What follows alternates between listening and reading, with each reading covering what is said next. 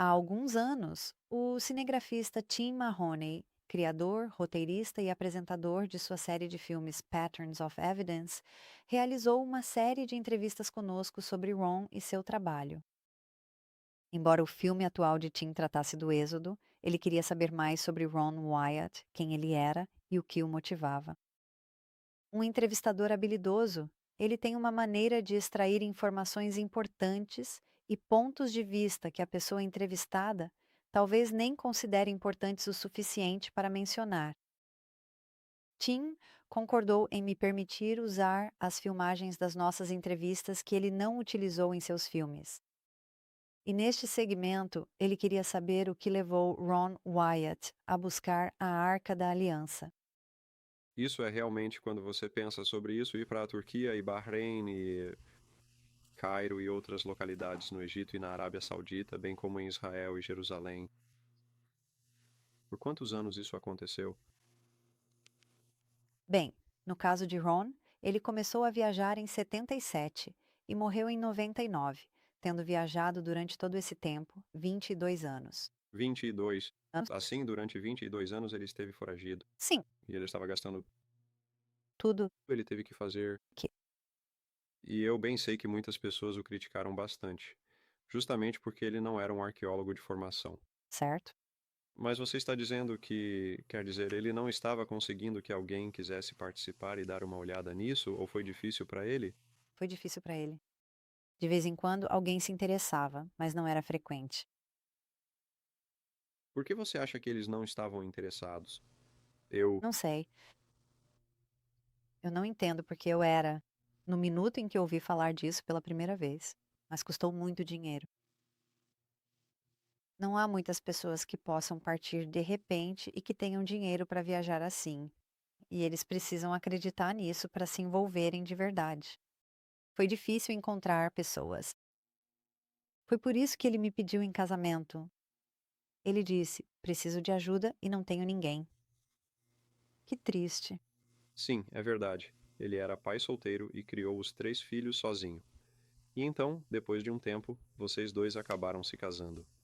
Sim, E começou a ajudá-lo? sim, é isso mesmo. Quer dizer, ele perdeu tudo o que tinha para a Receita Federal, que veio e levou tudo. Ele não tinha onde morar. E assim foi uma história estranha. Sim, porque eu sei que ele também foi para Jerusalém naquela época.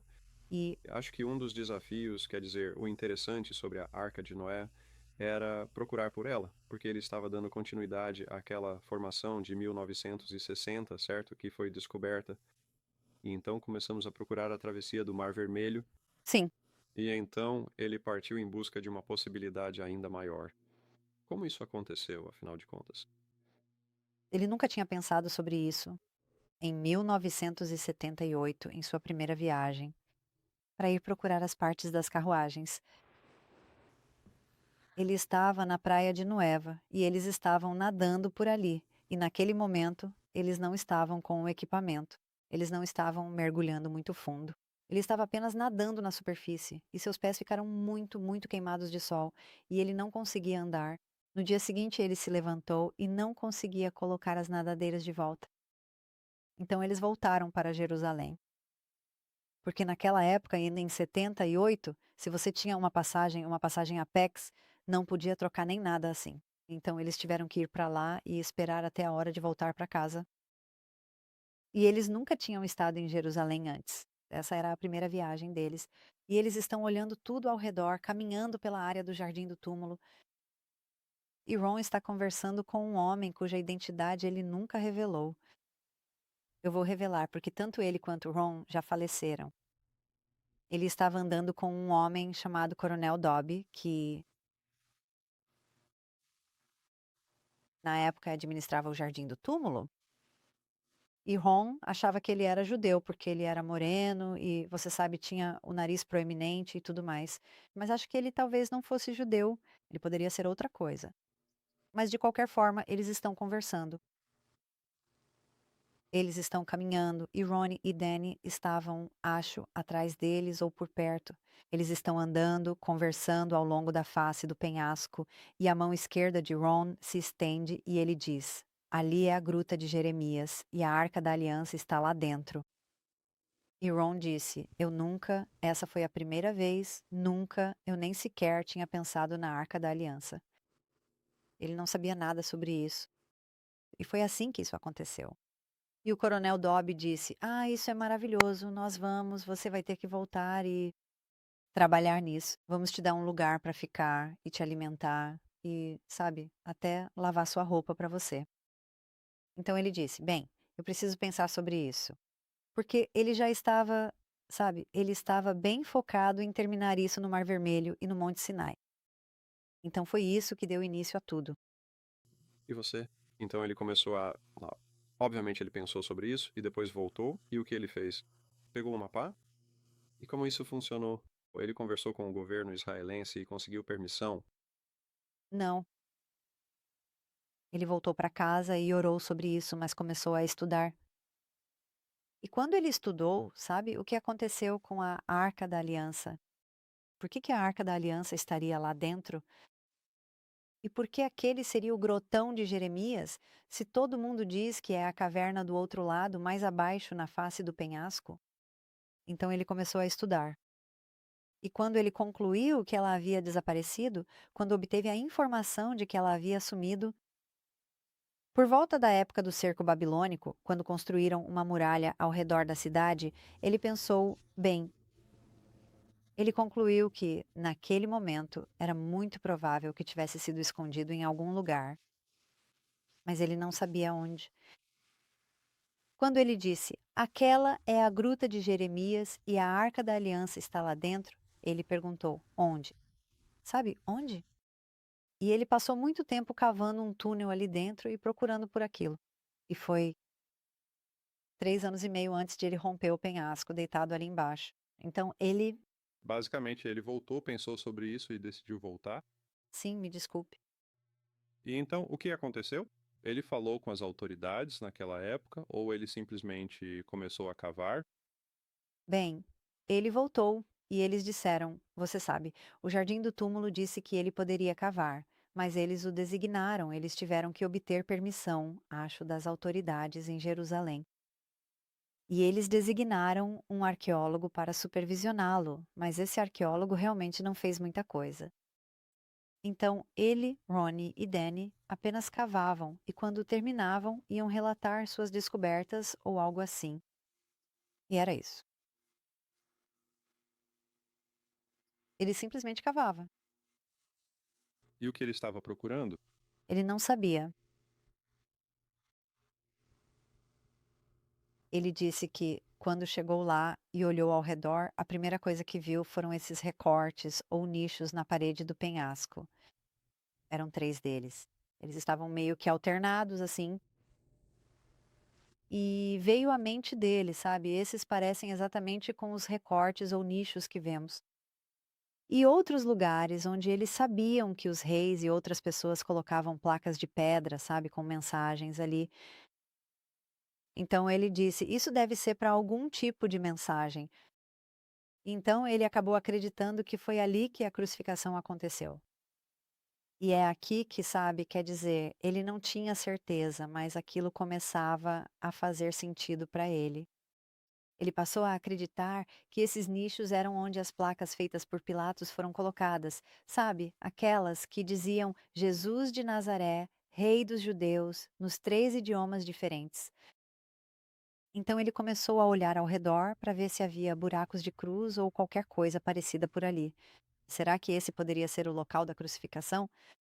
Mas o que ele acabou descobrindo foi que aquilo era material de preenchimento dos muitos níveis de destruição de Jerusalém. Enquanto ele começou a cavar naquele solo, encontrou todo tipo de pedaços de cerâmica e lâmpadas e coisas desse tipo, e ele entregou quase todas elas. Temos algumas, sabe, algumas pecinhas por aqui, mas toda vez que Jerusalém era destruída e ela foi destruída, sabe, cerca de 10 ou mais vezes, tudo era arrasado e virava entulho. Então, à medida que ele foi descendo ali, foi quando ele encontrou evidências que ele achou que precisavam ser investigadas de forma mais aprofundada.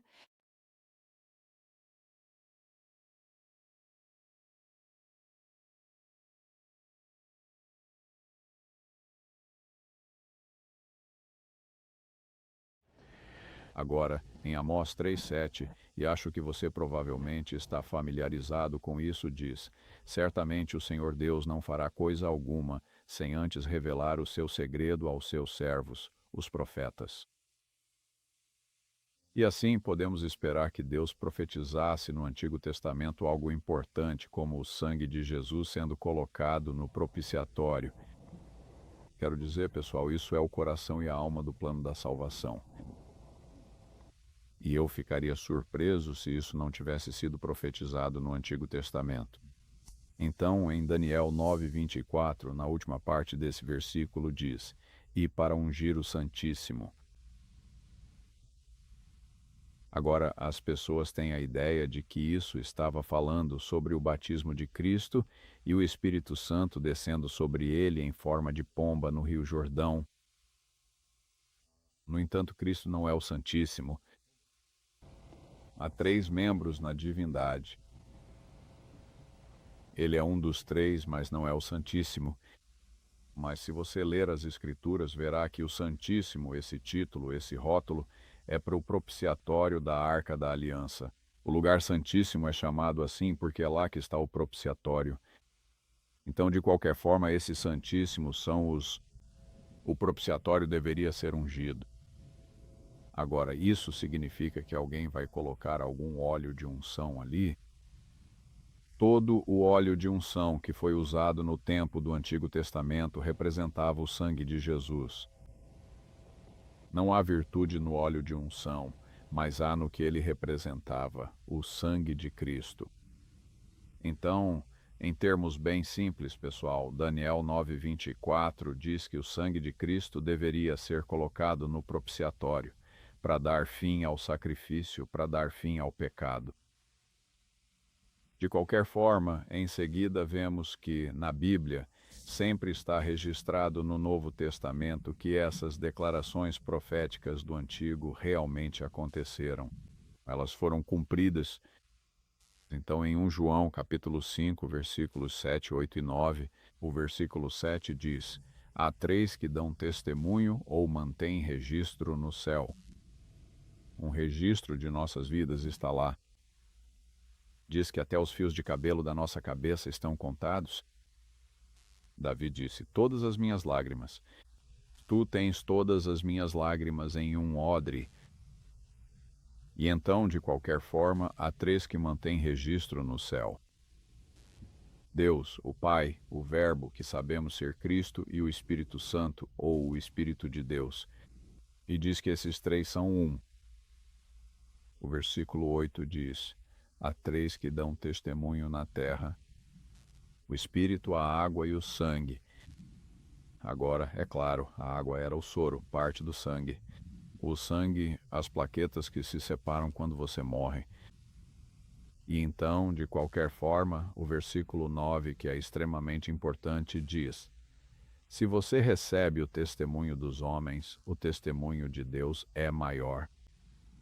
E este é o testemunho de Deus a respeito de seu Filho, do Espírito, da água e do sangue. Agora, 1 Timóteo, capítulo 2, versículo 5 e versículo 6. Diz que existe um só Deus e um só mediador entre Deus e os homens, que é o homem Cristo Jesus, que se entregou a si mesmo, um resgate que servirá de testemunho para todos nós no devido tempo. Tudo bem? Ninguém naquela época aparentemente percebeu que o sangue de Cristo havia caído sobre o propiciatório. Sabe, eles estavam falando por inspiração divina. Eles podem ter sabido disso ou talvez não soubessem. Alguns dos profetas, diz o texto, se perguntavam sobre o que exatamente estavam falando quando Deus falava por meio deles. Isso seria um pouco, digamos, confuso. É mais ou menos como quando minha boca disse, sabe, aquela é a gruta de Jeremias na Arca da Aliança. Bem, eu não me considero um profeta, mas estou apenas dizendo que experiências como essa são realmente impressionantes. E os profetas disseram muitas coisas que provavelmente nem sabiam de verdade. Sobre Pessoalmente, Então isso nos indica que o sangue de Cristo deveria ser colocado sobre o propiciatório. Isso nos diz que aconteceu e que Deus usaria esse testemunho, ou essa prova, o Espírito, a água e o sangue no tempo devido. Bem, pessoal, vocês e eu estamos vivendo nessa época. Deus está preparando um povo para encontrá-lo face a face e sobreviver a essa experiência. E assim ele traz à tona este testemunho do que seu filho fez. Agora então, quando Cristo morreu por nós, foi isso que ele realizou. Todos nós pecamos e carecemos da glória de Deus. E diz que o salário do pecado é a morte, portanto a morte passou a todos os homens, pois todos pecaram. Você e eu, e todos que viveram nesta terra depois que Adão e Eva comeram, seja lá qual for aquele fruto, estivemos sob uma sentença de morte inescapável. Até que Cristo morreu por nós. Claro, a Bíblia nos diz que isso foi planejado antes da fundação do mundo. De qualquer forma, na Bíblia há uma profecia sobre o que aconteceria como resultado do que Cristo faria. Isso está em Isaías 26:19. Diz: Teus mortos viverão juntos, com o meu corpo morto eles ressuscitarão. Diz: Despertai e cantai, vós que habitais no pó, porque o teu orvalho será como o orvalho das ervas, e a terra lançará fora os seus mortos. No Novo Testamento é contado o cumprimento. E isso está em Mateus 27, versículos 50 a 53. Diz: Quando ele clamou novamente, e isso estava falando de Cristo, disse que ele morreu, o véu do templo se rasgou em dois, de cima a baixo. A terra tremeu, as rochas se partiram e os túmulos se abriram. E muitos dos santos que estavam dormindo surgiu. Quando ele se levantou, eles também se levantaram e foram para a cidade santa, ou seja, para Jerusalém, e foram vistos por muitos. E depois em Efésios, não tenho certeza de onde esse versículo está, mas está em algum lugar em Efésios. Diz que quando ele subiu ao alto, levou cativos e deu dons aos homens. Bem, João, quando teve suas visões do céu, havia os 24 anciãos ao redor do trono de Deus, e parece que esses eram alguns daqueles que ressuscitaram quando Cristo saiu do túmulo e estão lá. Você sabe, fazendo o que quer que os 24 anciãos devem fazer. Então, pessoal, quando chegarmos ao céu, não seremos um dos 20 anciãos, mas há muitas outras coisas maravilhosas para fazer lá. Assim, quando o sangue de Jesus tocou o propiciatório, aqueles que eram cativos legítimos de Satanás foram libertados. Os cativos legais. A Bíblia pergunta, creio que isso está em Jeremias, que diz: acaso a presa poderá ser tomada do poderoso e o cativo legítimo poderá ser libertado? E diz: a presa será tirada do poderoso e o cativo legítimo será libertado. E então, uma das promessas mais belas de toda a Bíblia: e eu contenderei com aquele que contender contigo e salvarei os teus filhos. Ok, nós fomos comprados por um preço, pessoal. Para sermos salvos, tudo o que precisamos fazer é ir ao Pai, em nome e pelo sangue do Filho, e pedir perdão e reabilitação. E se você quiser que isso seja uma experiência muito mais maravilhosa, muito menos difícil, peça a Deus para ajudá-lo a aprender, lembrar e ser capaz de compartilhar de maneira humilde e cuidadosa tudo o que Ele deseja que você compartilhe. Porque Ele nos diz que você deve ser capaz de dar uma razão para a esperança que há em você àqueles que perguntarem. Então, se lermos nossas Bíblias de forma orante, se pedirmos a Deus para nos ajudar, como acabei de expressar, em nome e pelo sangue de Jesus, Ele vai ajudar-nos dessa maneira. E pessoal, quando paramos de nos preocupar conosco mesmos e pedimos a Deus para nos usar para ajudar outros a encontrá-lo e serem salvos, As coisas ficam muito mais fáceis quando você começa a olhar para fora em vez de olhar para dentro. Não oramos mais de forma egoísta, oramos pelas outras pessoas. E Deus conhece as nossas necessidades. Ele diz: Eu sei do que vocês precisam antes mesmo de pedirem. Obrigado.